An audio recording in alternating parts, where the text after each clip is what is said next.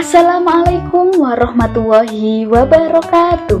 Halo anak-anak hebat, ketemu lagi dengan saya Wafda Zainatus Salsabila. Bagaimana nih kabarnya hari ini?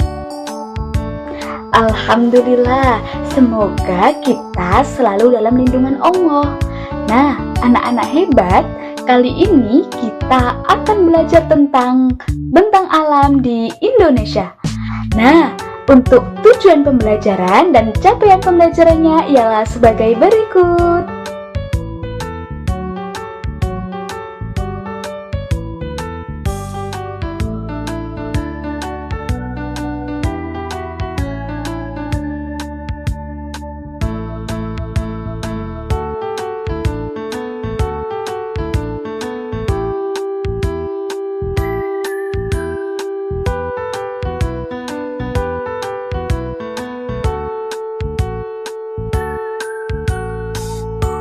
Nah, anak-anak hebat sudah tahu belum apa sih bentang alam itu? Jadi bentang alam ialah hamparan alam dengan aneka ragam bentuk permukaan bumi. Nah, bentang alam sendiri ada yang berupa bentang alam daratan dan juga bentang alam perairan.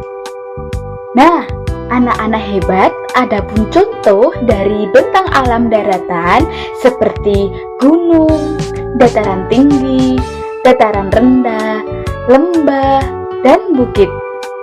Nah, adapun bentang alam perairan contohnya seperti rawa, danau, sungai, pantai, dan laut. Nah, anak-anak, selanjutnya yaitu cara manusia beradaptasi. Adaptasi yaitu upaya manusia menyesuaikan diri dengan lingkungannya.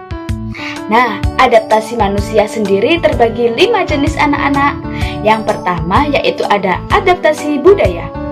Adaptasi budaya merupakan kemampuan mengatasi dan beradaptasi terhadap perubahan lingkungan alam dan sosial melalui perubahan cara hidup. Contohnya seperti perbedaan bentuk rumah di masyarakat padang pasir.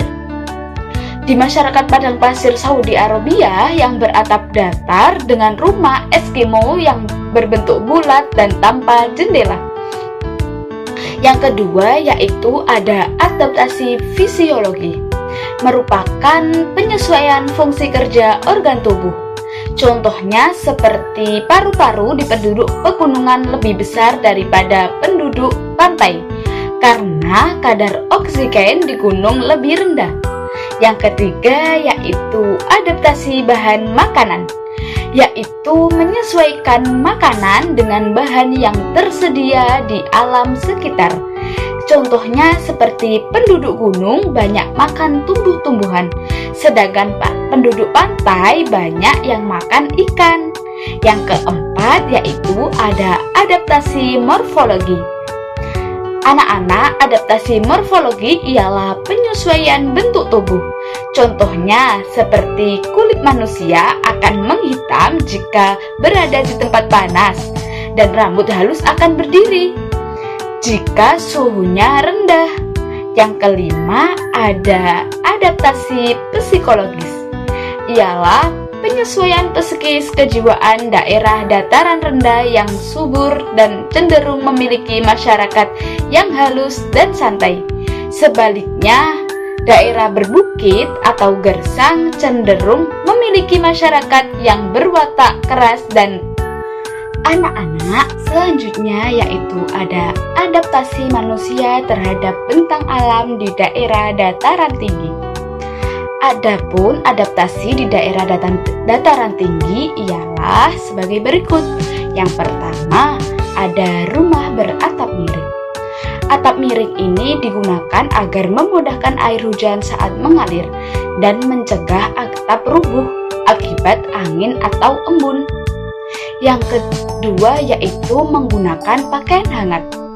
Udara di pegunungan cenderung dingin, sehingga pakaian hangat dapat membantu menjaga suhu tubuh. Yang ketiga yaitu ada bertani sayur-sayuran.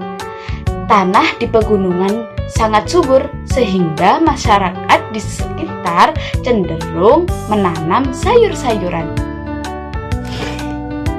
Nah, selanjutnya yaitu ada adaptasi di daerah dataran rendah. Yang pertama yaitu rumah memiliki ventilasi udara. Ventilasi udara ini membantu sirkulasi udara agar rumah tidak panas karena suhu yang cenderung tinggi. Yang kedua yaitu bertani padi. Di dataran rendah memiliki lahan yang luas dan cukup air sehingga cocok untuk ditanami padi. Yang ketiga yaitu menggunakan pakaian tipis. Pakaian tipis digunakan agar tubuh tetap terasa sejuk karena di daerah suhu yang sangat panas.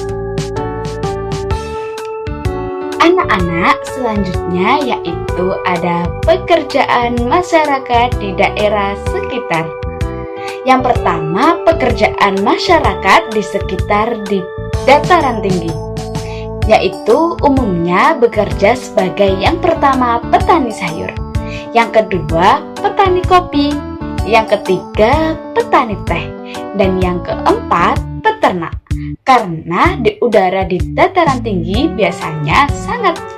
Sedangkan pekerjaan masyarakat di daerah dataran rendah umumnya bekerja sebagai yang pertama yaitu petani padi, yang kedua sebagai nelayan, yang ketiga sebagai pedagang, yang keempat sebagai pekerja pabrik. Sebab di dataran rendah memiliki tanah yang subur dan akses transportasi yang mudah.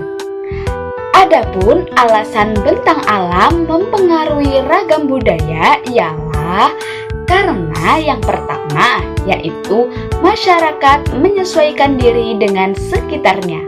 Yang kedua yaitu alam mempengaruhi cara membangun rumah. Yang ketiga yaitu kondisi alam menentukan mata pencaharian manusia. Yang keempat yaitu lingkungan mempengaruhi kebiasaan dan tradisi masyarakat. Anak-anak, kesimpulan materi hari ini yaitu yang pertama, Indonesia memiliki berbagai bentuk bentang alam. Yang kedua yaitu bentang alam dapat mempengaruhi pekerjaan masyarakat. Yang ketiga, kita sebagai warga Indonesia harus menjaga kelestarian alam kita. Anak-anak hebat, untuk mengevaluasi pemahaman kalian tentang materi bentang alam di Indonesia, mari kita bersama-sama menjawab pertanyaan berikut ini. Pertanyaan yang pertama, masyarakat di sekitar daerah pantai biasanya bekerja sebagai A. Petani sayur, B. Nelayan, C. Peternak kuda, D. Penambang batu. Oke, benar sekali. Jawabannya adalah B. Nelayan. Di bawah ini merupakan contoh dari bentang alam kecuali A. Gunung, B.